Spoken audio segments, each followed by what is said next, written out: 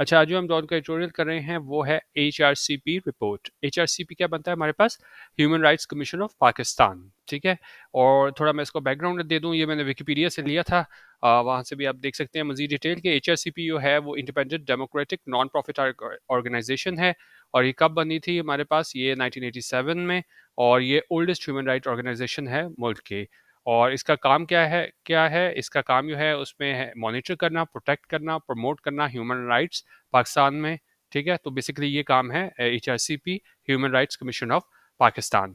ठीक है। और ये एडिटोरियल किस हवाले से है कि ये एचआरसीपी जो है इसकी एक रिपोर्ट आई है, उसमें उन्होंने बताया हुआ है कि कितने ज़्यादा जो है ना वो हमारे पास यहाँ पे अगर आप देखें, यहाँ पे हमारे पास डिटेल आ रही होगी कि कितने टेररिज्म की वजह से कितने जाने गई, और कितना हमारा अदम बर्दाश्त हमें देखने को मिल रहा है डिसेंटिंग ओपिनियन में कि कोई आपसे खिलाफ बात करे, फ्री स्पीच जो है उसको जो है ना उसकी जानिब जो है वो इंटॉलरेंस है, अदम बर्दाश्त है।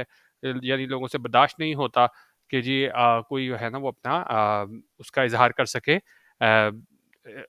यो अपनी राय का इजहार कर सके। ठीक है। तो इस हवाले से ये है, और इसमें उन्होंने कहा कि जी बड़ी ग्रिम पिक्चर है, बड़ी कोई हौसला अफजा जो है ना वो रिपोर्ट नहीं है एचआरसीपी की ह्यूमन राइट्स से मुतालिक पाकिस्तान की। ठीक है। तो ये हमारा आज का एडिटोरियल था, इसको हम डिटेल से देख लेते हैं। बाकी अगर आपने हमारा DM editorial WhatsApp group join करना हो, जहां हम daily editorial video, Dawn highlights, PDFs और इंटरनेशनल न्यूज़पेपर और मैगजीन शेयर करते हैं, तो इजी पैसा ₹200 पर मंथ आपने सेंड करना है 0312 419 1070 पे, और स्क्रीनशॉट शेयर करेंगे। मेरे नाम पे ये अकाउंट है दानिश मकसूद। तो आप हमारे पेड व्हाट्सएप ग्रुप का हिस्सा बन सकते हैं। इसको डिटेल देख लीजिएगा। इसको डिटेल से हम देखते हैं। ये कह रहे हैं कि जी in its flagship annual report on the state of human rights in the country, the Human Rights Commission of Pakistan has painted a sorry picture of where the state actually stands more than 75 years after independence on civil liberties, religious freedoms, and other fundamental human rights guaranteed by the Constitution. ठीक है। काफ़ी बड़ा sentence है, सारे को हम देखते हैं। कह रहे हैं कि जी ये जो फ्लैगशिप एनुअल रिपोर्ट है, फ्लैगशिप क्या होता है? फ्लैगशिप होती है किसी भी बेस्ट, लार्जेस्ट और most important one of a group of things. ठीक है। जैसे आपने बड़ा देखा होगा कि जी हम कहते हैं कि जी फ्लैगशिप फ़ोन कौन सा है बड़ी कंपनी का, जो सबसे महंगे वाले फ़ोन होते हैं वो क्या होते हैं? उनके फ्लैगशिप फ़ोन होते हैं। तो जो सबसे मोस्ट इंपॉर्टेंट चीज़ होती है किसी चीज़ की ना, तो उसको फ्लैगशिप बोलते हैं। तो ये भी बता रहे हैं कि जो फ्लैगशिप एनुअल रिपोर्ट है, और रिपोर्ट्स बहुत ज़्यादा होती है, लेकिन एक जो अहम तरीन जो रिपोर्ट है ये स्टेट उस किस हवाले से रिपोर्ट है कि जो स्टेट है, हालत है ह्यूमन राइट्स की, इंसानी हकूक की, कहाँ पे? मुल्क में, पाकिस्तान में। तो human right commission of Pakistan ने जो है ना वो has painted a sorry picture. अच्छा, पेंट अ पिक्चर का मतलब होता है किसी चीज़ के बारे में आप अपनी एलबरेट और डिटेल्ड डिस्क्रिप्शन देना, उस चीज़ के बारे में इजहार राय करना। तो उन्होंने कहा कि जो फ्लैगशिप रिपोर्ट आई है उस पे एचएससीपी ने है ना वो बहुत ज़्यादा जो आप कह लें कि जो ये बड़ी तारीख जो है ना वो सूरत हाल बताई है कि where the state actually stands, के जो स्टेट है वो एक्चुअली कहाँ पे खड़ी है। More than 75 years after independence, के आज़ादी के 75 सालों बाद जो है ना वो हमारी स्टेट कहाँ पे है, किस हवाले से? एक तो वो बात करेंगे जी सिविल लिबर्टीज़ के हवाले से, रिलीजियस फ्रीडम, मजहबी आज़ादी के हवाले से, और दूसरे फंडामेंटल राइट्स हैं, बुनियादी हकूक हैं, गारंटीड बाय द कॉन्स्टिट्यूशन, जिसकी गारंटी दी है कॉन्स्टिट्यूशन में। तो उस हवाले से उन्होंने कहा कि जी बड़ी ग्रिम पिक्चर जो है ना वो इन्होंने एलिब्रेट की है एचआरसीपी ने इन चीज़ों से मुतालिक, religious freedom, fundamental rights guaranteed by the constitution. ठीक है। और सिविल लिबर्टीज़ के हवाले से। ठीक है। अच्छा, अब रिपोर्ट ने क्या किया है? Kerenji, the report, which examines the rights situation in the country in 2022, is a blunt reminder of how the pillars of state, the legislature, judiciary, and executive, have failed in their duty to protect citizens from violence and political and economic exploitation. उनका report क्या है? Examine करती है, जांचती है किस चीज़ को, कि ये राइट सिचुएशन है मुल्क में 2022 में। उन्होंने कहा ये एक बिल्कुल वाज़ेह रिमाइंडर है, याद दहानी है कि किस तरह जो भी सतून है स्टेट के, जिसमें क्या क्या शामिल है, लेजिस्लेचर है, जुडिशरी है, एग्जीक्यूटिव है, वो नाकाम हुए हैं अपनी ड्यूटी में सिटीजन्स को, शहरियों को प्रोटेक्ट करने में। किस चीज़ से? वायलेंस से, तशद्दुद से, पॉलिटिकल और इकोनॉमिक एक्सप्लॉयटेशन से। ठीक है। जो सियासी और माशी तौर पे जो है ना इनको एक्सप्लॉयट इनको किया गया है। तो उस हवाले से यहाँ पे ये बताता है कि जी वहाँ पे लेजिस्लेचर, जुडिशरी और एग्जीक्यूटिव है ना वो नाकाम हो गए हैं शहरियों को प्रोटेक्ट करने से। ठीक है। और ख़ास तौर पर किस हवाले से बात करें, कौन सबसे ज़्यादा मुतासिर हुआ है? Particularly at risk are such vulnerable groups as religious minorities, women, subnational groups, workers, and children, while state institutions continue to violate each other's territory, undermining their institutional capability and credibility. उनका खास तौर पे particularly at risk पे कौन है वो vulnerable groups हैं, ठीक है, जिनको सबसे ज़्यादा खतरा है किस हवाले से कि एक तो इन्होंने कहा जी बात करें रिलीजियस माइनॉरिटीज़ की, ठीक है, कि ये लोग जो है ना ये सबसे ज़्यादा वनरेबल हैं और फिर हमारे पास यहाँ पे बात कर रहे हैं ख़वातीन की, ठीक है? वो वल्नरेबल हैं, फिर सब नेशनल ग्रुप्स हैं हमारे पास और फिर हमारे पास वर्कर्स हैं और चिल्ड्रन हैं, ठीक है? तो ये सारे लोगों ने बताया कि जी ख़ास तौर पे है ना एट रिस्क हैं, सबसे ज़्यादा इन्हें खतरा है।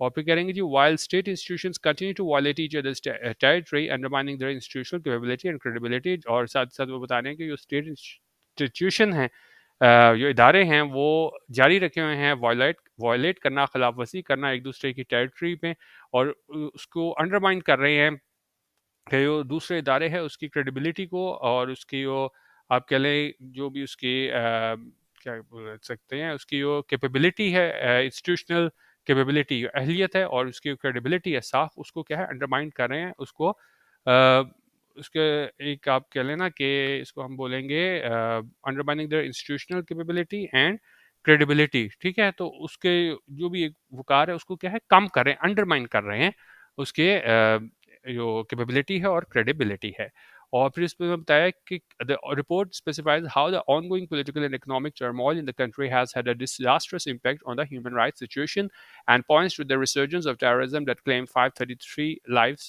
last year. अच्छा उन्होंने कहा कि जी ये रिपोर्ट है वो स्पेसिफाई करती है कि किस तरह ये ऑन गोइंग है ये जारी है पॉलिटिकल और इकोनॉमिक टर्मोइल टर्मोइल होता है कोई आप कह लें कि जी टर्मोइल को हम किस तरह बोलेंगे टर्मोइल को हम इस तरह बोल सकते हैं कि आता है ना एक मिनट ये एक क्योस की सिचुएशन होती है ठीक है इसको हम इस तरह बोल सकते हैं कि ये एक क्योस की सिचुएशन है ये बताया है कि किस तरह कैसे यो सियासी और माशी यो क्योस की सिचुएशन अफरा तफरी की सूरत हाल है मुल्क में उसका बड़ा तब डिजास्टर्स इम्पेक्ट हुआ है तबाहकुन असर हुआ है किस पे ह्यूमन राइट सिचुएशन में और उन्होंने इस तरफ इशारा किया है कि ये रिसर्जेंस है ये एक दफ़ा दोबारा उभर के आया है टेररिज्म दहशत गर्दी that claim 533 lives last year जिसने है ना वो 533 लोगों की जान ली ठीक है तो ये मतलब सूरत हाल बता रहे हैं कि किस तरीके से हमें रिसर्जेंस ऑफ टेररिज्म देखने को मिला है और साथ ही बता रहे हैं कि that states growing intolerance towards dissenting opinions, free speech, and the freedom of assembly has resulted in a large number of enforced disappearances, mostly in Balochistan, as well as the arrest of journalists, social media influencers, political workers, and politicians linked to the opposition और साथ ही उन्होंने कहा state की बढ़ती हुई intolerance अदम बर्दाश्त है कि सिर्फ डिसेंटिंग ओपिनियंस जो आपसे इख्तलाफ करते हैं आपकी राय जो इख्तलाफ राय रखते हैं फ्री स्पीच है और जो फ्रीडम ऑफ असम्बली है तो यो उसकी अदम बर्दाश्त है इन चीज़ों के मुतालिक तो उसका नतीजा क्या निकला है large number of enforce disappearances के बड़े ज़्यादा हमें है ना वो मतलब लोगों को उठाया गया है ज़बरदस्ती जो है ना हमें डिसअपीयरेंसेस देखने को मिली हैं खासतौर पे बलोचिस्तान में और साथ जो है ना वो हमें अरेस्ट देखने को मिला है गिरफ्तार हुए हैं जर्नलिस्ट सहाफ़ी social media influencers political workers और पॉलिटिशियंस जो लिंक था जिनका ताल्लुक था किसी अपोजिशन से तो ये अदम बर्दाश्त के हवाले से यहाँ पे HRCP की रिपोर्ट में बताया गया है और कह रहे हैं जी many were subjected to custodial torture while some are facing sedition charges उनका यो कई लोग थे उसमें जो पकड़े गए थे journalist social media influencer political workers उन पे क्या है टॉर्चर हुआ तशद्दुद हुआ और कुछ लोगों को जो है वो सामने सेडिशन चार्जेस का बगावत के चार्जेस का इल्ज़ामात का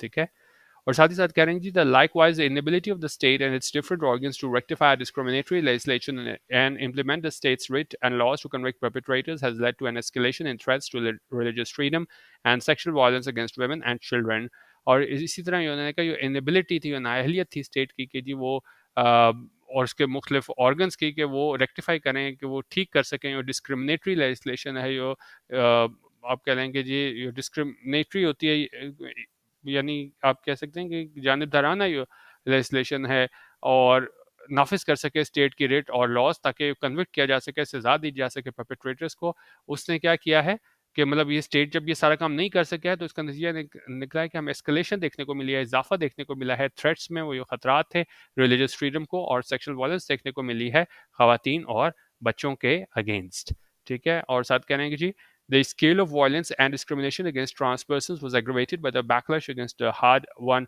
Transgender Persons Protection of Rights Act 2018 और उन्होंने कहा ये बड़े पैमाने पे हमें तशद्दुद देखने को मिला, डिस्क्रिमिनेशन देखने को मिली, ट्रांस पर्सन्स के अगेंस्ट, थर्ड जेंडर के अगेंस्ट वो एग्रवेट हो गई, वो और ज़्यादा बढ़ गई, जो हमें बैकलैश देखने को मिला।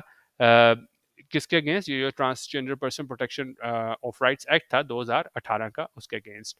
और उन्होंने कहा जी incidents of mob lynching also appear to have risen, underscoring the fact that intolerance and lack of respect for the laws of the land at the state level have now completely permeated our social and public life। और उनका जो वाकयात है mob lynching के, वो भी also appear to have reason, वो दिखाई देते हैं कि वो क्या है, बढ़ गए हैं। अंडरस्कोरिंग द फैक्ट, इस चीज़ में को वो हाईलाइट करते हैं कि वो इंटॉलरेंस है, अदम बर्दाश्त और लैक ऑफ रिस्पेक्ट है, किस चीज़ के लिए? लॉ ऑफ द लैंड के लिए, स्टेट लेवल पे वो बिल्कुल क्या है, परमीट हो गए हैं। वो आप कह लें परवेड हो गए हैं, स्प्रेड थ्रू हो गए हैं, सरायत इख्तियार कर गए हैं हमारी सोशल और पब्लिक लाइफ में। HSCP has been highlighting these deep-rooted issues afflicting our state and our society for decades। उन्होंने कहा HSCP है ना, इसको वो उजागर करती आई है कि जो डीप रूटेड इश्यूज हैं, जो मुतासर कर रहे हैं हमारी स्टेट को और सोसाइटी को फॉर डेकेड्स, सालों से, दहाइयों से। But successive governments have failed to address them because the protection of vulnerable segments of society and human rights does not figure on the agenda of political parties। लेकिन उनका लगातार जो आने वाली गवर्नमेंट्स थी वो नाकाम हुई हैं कि वो इसको हल निकाल सकें, क्योंकि वो हिफाजत है वल्नरेबल सेगमेंट्स की, सोसाइटी के वल्नरेबल सेगमेंट्स की और ह्यूमन राइट्स की, वो नहीं दिखाई देता कि वो पॉलिटिकल पार्टीज़ के एजेंडा पे है। यानी उनके लिए ऐसी कोई चीज़ नहीं है कि जी जो हमारे पास है ना कि इनको प्रोटेक्ट किया जाए सोसाइटी को, ह्यूमन राइट्स को, तो ऐसा हमें दिखाई नहीं देता कि पॉलिटिकल पार्टीज़ के एजेंडा पे है। It therefore isn't surprising that, as pointed by HSCP chairperson Hina Jilani, the human rights community is losing the space which it had gained after a long struggle। और इसलिए उन्होंने कहा ये बिल्कुल भी सरप्राइजिंग नहीं है, हैरान कुन नहीं है कि जिस तरह HSCP की चेयरपर्सन है हिना जिलानी, उन्होंने इस तरफ इशारा किया था कि वो ह्यूमन राइट्स कम्युनिटी है, वो खो रही है अपना मकाम जो इसने हासिल किया था एक बहुत बड़ी स्ट्रगल के बाद, बहुत बड़ी कोशिश के बाद।